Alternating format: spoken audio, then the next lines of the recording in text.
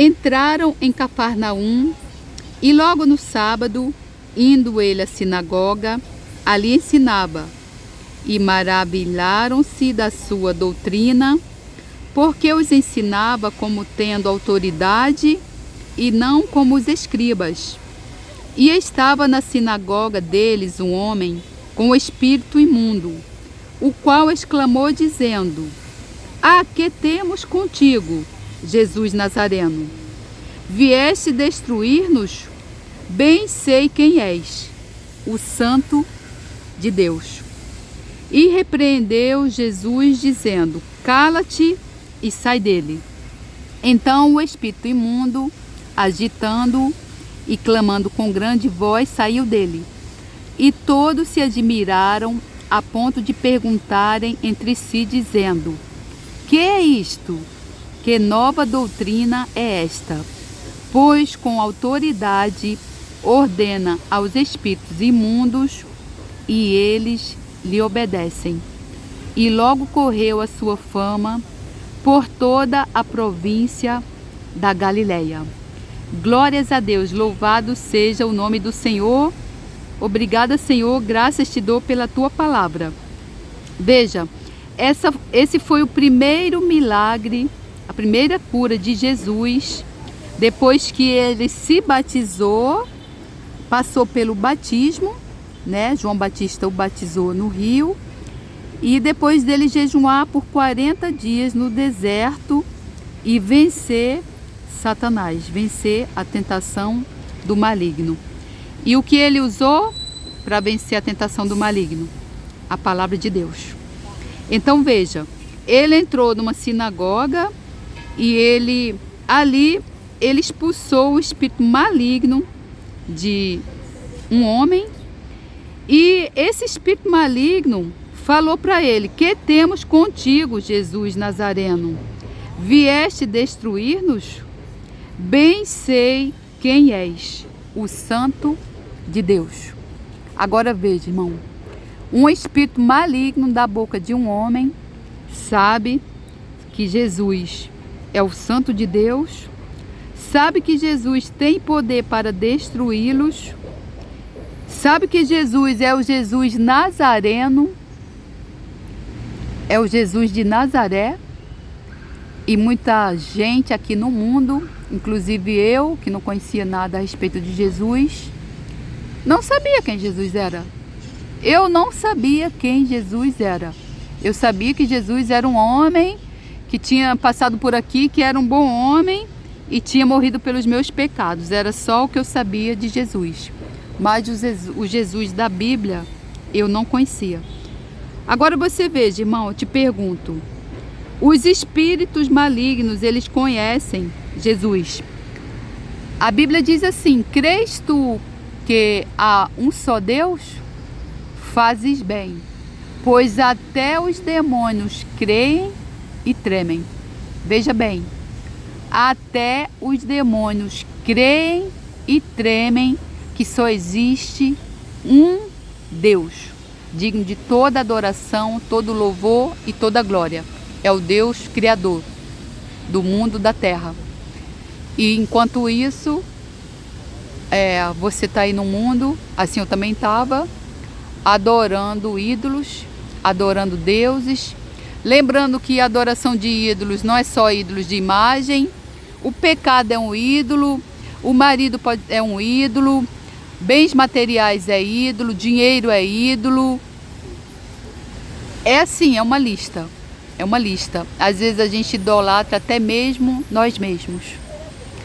Então, o único Deus verdadeiramente digno de todo louvor e toda adoração é o Deus Criador. É o único Deus que os demônios creem, que os demônios obedecem, e os demônios sabem que Jesus é o Santo de Deus, sabem que Jesus é o Jesus de Nazaré, e eles sabem que Jesus tem poder para destruí-los, assim como também Jesus nos deu essa autoridade. Ele nos deu autoridade para pisarmos na cabeça de Satanás, para expulsar demônios, para curar enfermos, para libertar cativos e oprimidos e até para ressuscitar mortos e também para tomar veneno, e nem um mal nos acontecerá. Nada nos acontecerá, porque ai daqueles que encostarem num fio de cabelo dos ungidos do Senhor. Então veja bem, irmão, Jesus, ele abriu o seu ministério de cura e libertação, curando um endemoniado em Cafarnaum. Foi assim que Jesus começou o seu ministério. Foi assim que ele ensinou aos seus discípulos a fazerem. Foi assim que a igreja primitiva fez. E é assim que a igreja deve fazer hoje. Jesus não mudou. A Bíblia diz que Jesus é o mesmo ontem, hoje e para todo sempre. Que Jesus é o cabeça da igreja. Se Jesus é o cabeça da igreja e a igreja é o corpo, são os membros, nós somos os membros, nós não podemos fazer diferente. Por quê? Jesus não mudou. A sua palavra também não mudou. Então a igreja não pode mudar algo que está escrito na palavra de Deus, que não pode ser alterado, porque a palavra de Deus nunca passará, a palavra de Deus sempre existirá, a palavra de Deus ela é imutável, a palavra de Deus ela é autossuficiente, a palavra de Deus ela não pode ser alterada. Então a igreja não pode fazer diferente. Eu me pergunto, como eu padeci tanto e não tinha um homem de Deus para expulsar meus demônios. Eu estava com várias enfermidades e as enfermidades não eram enfermidades físicas, eram enfermidades espirituais. Veja, eu tive que pagar o curso de libertação e cura, isso não existe na Bíblia. O ministério de Jesus era andando, era de cidades em cidades, com seus discípulos. Eles não cobravam nada para fazer isso. O ministério de Jesus ele era sustentado financeiramente com ajuda, inclusive de mulheres. Jesus ele foi um mestre, o Filho de Deus, que mais valorizou a mulher no mundo foi Jesus. Inclusive, quando Jesus ressuscitou, a primeira pessoa que viu Jesus ressurreto foi Maria, chamada Maria Madalena. A Bíblia diz que Jesus libertou ela de vários espíritos malignos. E assim eu estava como a Maria Madalena. E hoje eu sou a seguidora de Jesus. E se eu pudesse, eu daria todo o meu recurso, tudo que vem às minhas mãos, meu não, que não é meu, é de Deus, para a obra do Senhor. Agora a gente deve ajudar o quê? Uma obra que dê frutos. Se a obra está dando frutos, a gente ajuda. Eu tenho vontade de dar todo o meu salário para uma obra do Senhor que eu veja ali dando frutos. Não é porque uma árvore que não der frutos, veja bem, essa árvore aqui, ó, ela está dando flores, é bem cheirosa essas florezinhas, então ela dá fruto. Ali tem várias mangueiras que estão dando frutos. Quando a árvore não dá fruto mais, ela é cortada e lançada no fogo. Veja que Jesus, ele amaldiçoou uma figueira que não dava mais fruto. E aquela figueira secou. Assim é, irmão, uma igreja que não dá frutos para o reino de Deus, que não ganha almas para Jesus, que não liberta cativos e oprimidos, que não restaura vidas, que não arranca pessoas da mão do maligno. Porque, irmão, a letra mata. A letra mata, irmão, mas é o Espírito quem vivifica. Não adianta aí você pregar a doutrina, saber a Bíblia toda, conhecer a Bíblia toda, sendo que o próprio Paulo disse que a palavra de Deus, ela não é feita somente de meras palavras. É uma piedade sem poder, uma piedade que não gera frutos, uma piedade que não opera milagres, maravilhas. Não! Os discípulos, aonde eles chegavam, eles confrontavam as trevas. Pessoas eram libertas, almas eram salvas, pessoas entregavam sua vida para Jesus, pessoas eram curadas, milhares e milhares de pessoas eram curadas e libertas de demônios. Então por que a igreja está fazendo diferente hoje, irmão?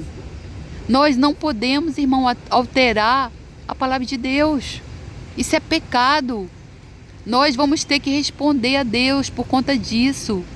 Veja, esse irmão Derek Prince, com quem eu estudo, eu nunca, até hoje, eu já li muitos livros dele. Ele nunca alterou nada na palavra de Deus. Eu nunca vi, na verdade, ele pregar doutrina. Ele só prega a palavra de Deus, a verdade da palavra de Deus. E quando ele ia para os lugares e começava a fazer a pregação da palavra de Deus, porque ele viajou o mundo inteiro, ali onde ele chegava, pessoas se manifestavam, pessoas caíam. Os demônios, eles não suportam a verdade da palavra de Deus. Principalmente quando a gente começa a pregar sobre o sangue de Jesus. Experimenta, irmão, fazer proclamação da Bíblia sobre o sangue de Jesus e você estando revestido com o Espírito Santo de Deus, para você ver.